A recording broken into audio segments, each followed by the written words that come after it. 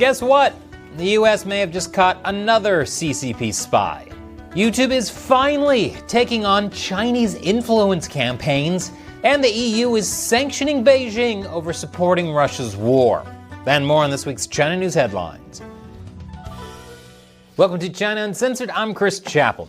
For a while now, I've been telling you about YouTube's censorship of our channel and others critical of the Chinese Communist Party, all while they promote pro-CCP channels.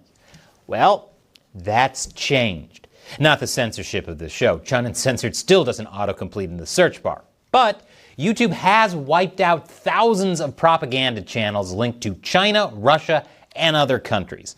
On Monday, Google announced the removal of nearly 11,000 YouTube channels and other accounts tied to state-linked propaganda campaigns, including 7,700 CCP-linked YouTube channels. Ooh. I'm going to need to schedule a visit with my dentist because I might get a cavity over how sweet this is. But those are just the accounts they've removed in their second quarter. Google's threat analysis group also deleted more than 23,000 YouTube channels in the first quarter, of which more than 15,000 were related to China. Hopefully this means YouTube has changed its colors, and the algorithm will stop suppressing our channel and others like it. The beautiful, gorgeous, all-wise algorithm that I'm not trying to butter up at all. Severe storms have hit southern China in the wake of Typhoon Wifa. And when I say severe, I mean severe. Hong Kong issued its highest storm warning as the typhoon approached, a T10, although it was later downgraded to a mere T8. The typhoon swept in from the sea and dramatically made landfall in Guangdong, pounding the area with heavy rain and some pretty crazy wind. I hope this guy ended up okay. Chinese media is warning of floods, landslides, and downed trees, and advising the public to be vigilant. Hopefully, top communist officials don't choose to redirect floodwaters from major cities to where the poors live, like they've done in the past. Speaking of people getting screwed, yes, that's the transition I went with. Great British Energy solar panels actually were made in China, following the age-old British imperial tradition of taking things from other countries and passing it off as their own. Give back the Parthenon marbles already. Great British Energy is a state-owned company set up by the Labour government to invest in renewable energy like solar panels. And being a government company funded by taxpayer dollars, it went with the cheapest option, buying from China. Same reason anyone eats McDoubles. It's not the only one. In fact, last year, 68% of the solar panels imported by the UK came from China, compared to 61% in 2023, which is problematic for a few reasons. First, the UK's Modern Slavery Act of 2015. It requires businesses to submit a report each fiscal year showing that its supply chains and products do not rely on forced labor. And when China's involved, that's like trying to guarantee a McDouble wasn't made without harming cows. Was I hungry when I wrote this? You bet. See, the thing is, solar panels are made with polysilicon, and up to 50% of the world's supply of polysilicon comes from Xinjiang, with well-documented links between the solar sector and Uyghur slave labor. Essentially, if you want to go green, you got to ignore the red from all the blood on your hands. A spokesperson for Great British Energy said it would lead the way in ethical supply chains and insisted there was no place for forced labor or unethical practices in the UK's energy transition. So, that's a lie? And now we have a bombshell from Kari Lake, the senior advisor to the US Agency for Global Media. She says that Voice of America managers met with Chinese officials to discuss more favorable coverage for Beijing. I guess they didn't get the memo from YouTube and Google. This is bound to stir up a storm, and not just because Kari Lake is a controversial figure whose name sounds like the waspiest body of water in Massachusetts. Many U.S. officials, activists, and even media outlets believe that the Trump administration's targeting of VOA would only help authoritarian actors like Russia and China spread their propaganda worldwide. But it appears that China, at least, had some say over how VOA was covering them. Never underestimate the sheer scale of stupid. On Tuesday night, Lake gave an interview to Just the News, No Noise. And we found out in our investigations over the months that I've been here that the CCP operating out of the embassy in Washington, D.C., the Chinese embassy, were meeting regularly with VOA management to tell them how they should be covering China. If you want to know how you should be covering China, I've got about 2,300 episodes on this channel you can use as an example. Lake also claimed that at least one VOA official with the Mandarin language edition voiced support for the CCP, and that some VOA managers even flew to China to meet officials there. If you want a free vacation, instead of cozying up to authoritarians, try going on The Price is Right. And remember to spay and neuter your pets.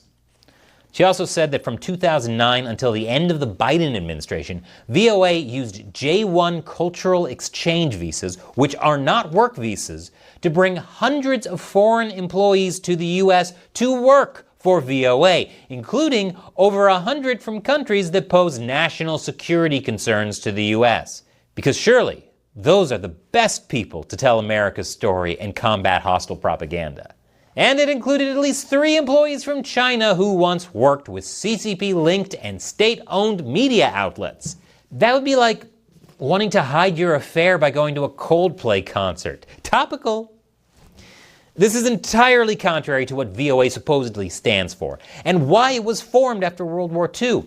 Lake confirmed that VOA is ending the J-1 visa program, and that the White House is working hard to reduce its workforce and eventually shutter the agency altogether. Maybe they can replace VOA with a more reputable source. I can think of a few off the top of my head. And after the break, the EU is sanctioning China. Welcome back. The EU is sanctioning 2 Chinese banks over aid to Russia. That's right, the European Union has moved beyond holding talks with China and is now imposing sanctions. Hey, a step in the right direction. China and the EU have been having some difficulties lately, mainly on trade, and the CCP's support for Russia's invasion of Ukraine. Did I say support? I meant obvious successful mediating. Hence the sanctions. China's Minister of Commerce complained about the measures during talks with the EU trade chief on Tuesday, while EU bosses Antonio Costa and Ursula von der Leyen went to Beijing yesterday for talks on the war and trade. Yeah, maybe I spoke too soon about that step in the right direction. I don't expect much to come from that meeting for some reason, and that some reason being countless historical examples. The U.S. Department of Agriculture has fired foreign workers from adversarial countries, including China, in a national security protection move, which is way overdue if you ask me, which you subtextually did by watching this video, so I'm telling you, way overdue.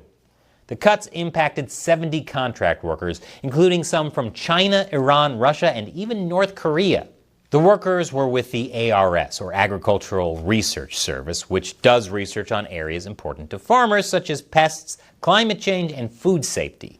The firings are part of a new move by the Trump administration to crack down on Chinese-affiliated entities owning American farmland, especially near military bases.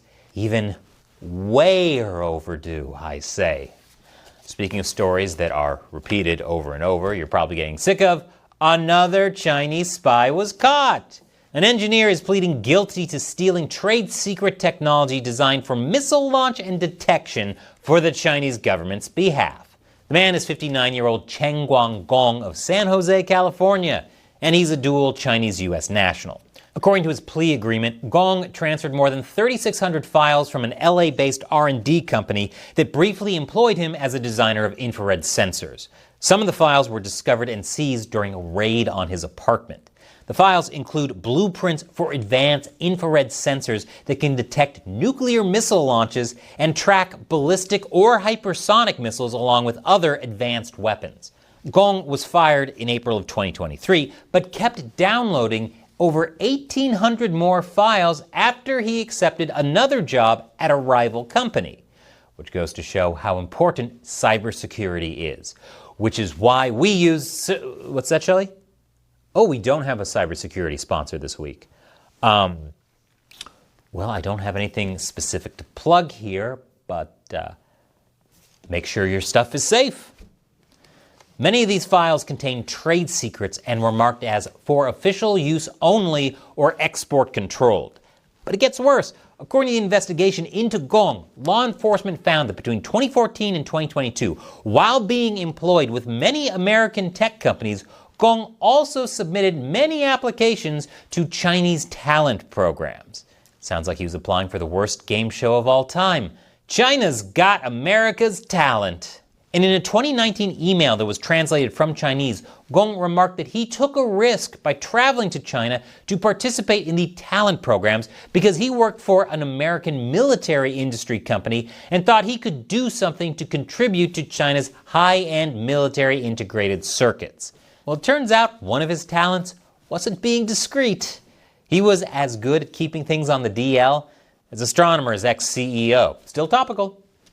Gong will be sentenced in the fall and faces a maximum penalty of a decade in prison.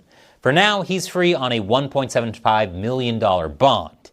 Man, that could have gotten him so many McDoubles. I think it's time for lunch, which I can't afford without your support.